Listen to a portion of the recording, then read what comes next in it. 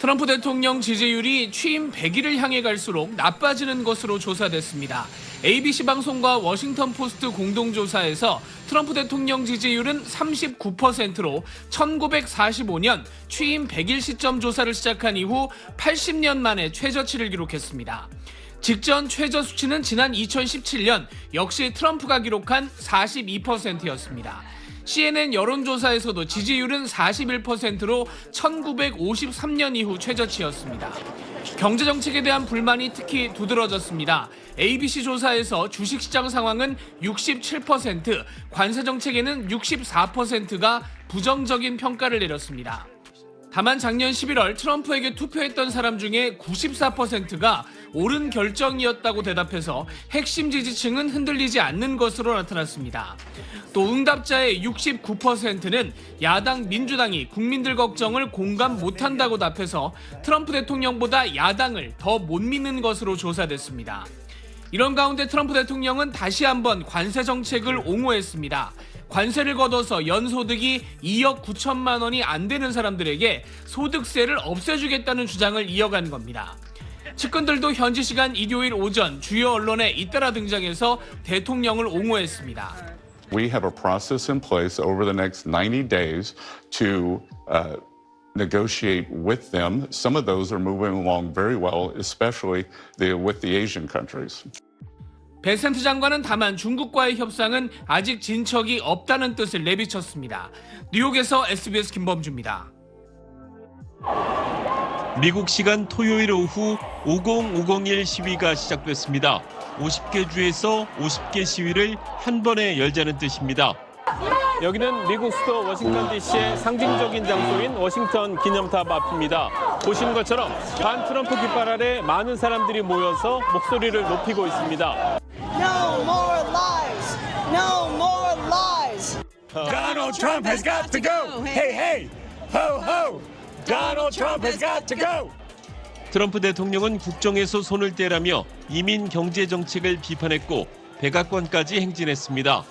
Donald Trump is the most morally, ethically, politically, and criminally corrupt degenerate to ever sit in the U.S. White House. 저마다 트럼프를 비판하는 손팻말을 들었고 어린 자녀를 동반한 가족 참가자도 눈에 띄었습니다. It's important to show her by example what it means to be an American and to fight for democracy and freedom.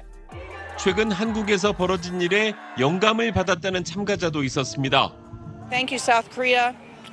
You inspire us. The Americans are rising up. We're not going to allow this Trump regime to destroy our democracy. 시위는 대체로 평화적으로 진행됐지만 일부 참가자는 현장에서 체포되기도 했습니다. 현지 언론들은 전국적으로 50만 명 이상이 참여한 지난 5일 1차 시위 때보다 규모는 다소 줄었지만 모두 700여 곳에서 집회가 열렸으며 다음 달 1일 또 대대적 시위가 열릴 예정이라고 전했습니다. 워싱턴에서 SBS 김용태입니다. 하버드가 정치적이고 이념적이며 테러리스트가 지지하는 질병을 계속 추진하면 세금을 물리겠다. 트럼프 대통령이 반유대주의와 DEI, 즉 다양성, 평등, 포용 프로그램을 질병으로 규정하며 하버드대를 공개 저격했습니다. 앞서 미국 정부는 하버드대에 지급할 예정인 22억 달러, 약 3조 원이 넘는 보조금을 삭감하고 6천만 달러의 계약도 동결했습니다. Why are the American taxpayers subsidizing a university that has billions of dollars in the bank already? And we certainly should not be funding a place where such grave anti-Semitism exists.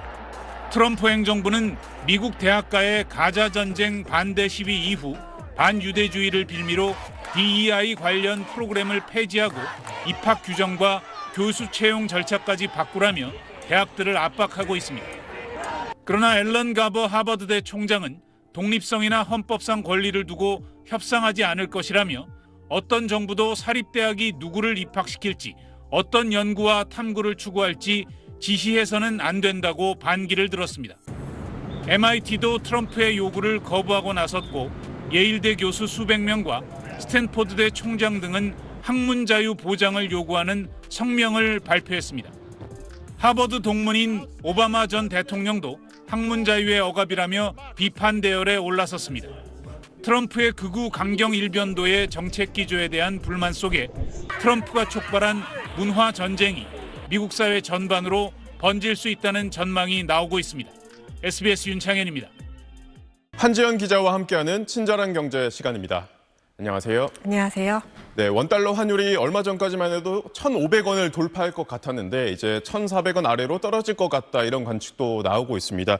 결국 이게 트럼프 미국 대통령이 금리 인하를 계속 압박하면서 글로벌 투자자들은 달러를 팔고 있기 때문인 거죠? 네, 그렇습니다. 그러면서 달러 가치가 뚝 떨어졌는데요. 이달 초 원달러 환율은 1,500원을 바라봤다가 네. 이제는 1,420원 선 안팎에서 움직이고 있습니다. 미국의 관세 폭풍이 가라앉지 않은 상황에서 트럼프가 계속 금리를 내리라고 압박을 하고 있는 상황인데요.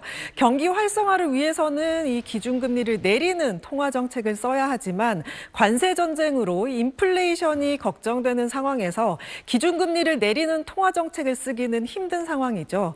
그런데 트럼프는 현지 시간 21일에는 자신의 SNS에서 파월 미 연준 의장을 가리켜 최대 실패자인 미스터 투 레이트가 지금 당장 금리를 인하하지 않으면 경제 성장은 둔화할 수 있다. 많은 사람이 선제적 금리 인하를 요구하고 있다고 파월을 압박했는데요. 미스터 투 레이트는 트럼프가 최근 파월을 가리킬 때 쓰는 별칭입니다. 파월이 항상 늦게 금리 인하를 한다는 의미로 사용하고 있는 겁니다. 앞서 지난 17일에는 내가 그의 사임을 원하면 그는 매우 빨리 물러날 것이라면서 사퇴 압박성 발언을 하기도 했죠. 트럼프가 파월을 압박하면서 셀 아메리카, 즉 미국 매도 흐름이 가속화되고 있는 상황인데요. 지금 관세 불확실성도 있는 데다가 연준의 신뢰성이 훼손되고 통화 정책마저 불안정해지는 상황을 걱정하는 데 따른 현상이라고 볼 수 있겠습니다. 이에 따라 달러화 가치가 이 3년 만에 최저치를 기록했습니다. IC 선물거래소에서 주요 6개 통화에 대한 달러화 가치를 반영한 달러 인덱스는 97.9까지 떨어졌는데 지난 2022년 3월 이후 가장 낮은 수치입니다. 네, 반면에 안전자산인 금값은 사상 최고치를 기록했고 비트코인도 반등했다고요? 네, 금값은 온스당 3,500달러를 돌파하면서 사상 최고치를 찍었고요. 네. 비트코인도 88,000달러대를 올라서 한 달 만에 88,000달러대를 회복했습니다. 그동안 이 미국발 관세 전쟁을 겪으면서 금과 비트코인 가격에 대한 전망이 엇갈렸었는데 이번에 두 개가 같이 오르는 이유가 달러 리스크 피난처로 주목받았기 때문이란 분석이 나오고 있습니다. 무슨 말이냐면 달러 가치가 떨어지는 것과 괴를 같이 한다고 보시면 됩니다.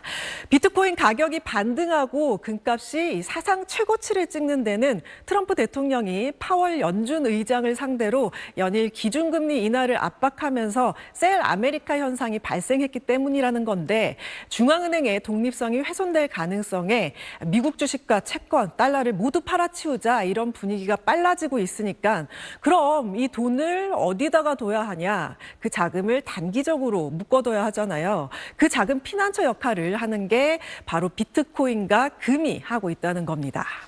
그렇군요. 그러면서 이 전 세계 기축통화로 자리 잡은 달러의 지위는 크게 흔들리는 모습인데요. 앞으로 전망은 좀 어떻습니까? 네, 글로벌 펀드 매니저 대상 한 설문에 따르면요. 응답자의 61%가 앞으로 12개월 동안 달러 가치가 하락할 것이다. 이렇게 응답했는데요. 지난 20년 동안 가장 비관적인 전망입니다. 앞으로 당분간은 미국 경제에 대한 굳건한 신뢰가 무너지면서 이 글로벌 투자자들의 달러 자산을 팔아치우는 속도가 빨라진다는 뜻입니다.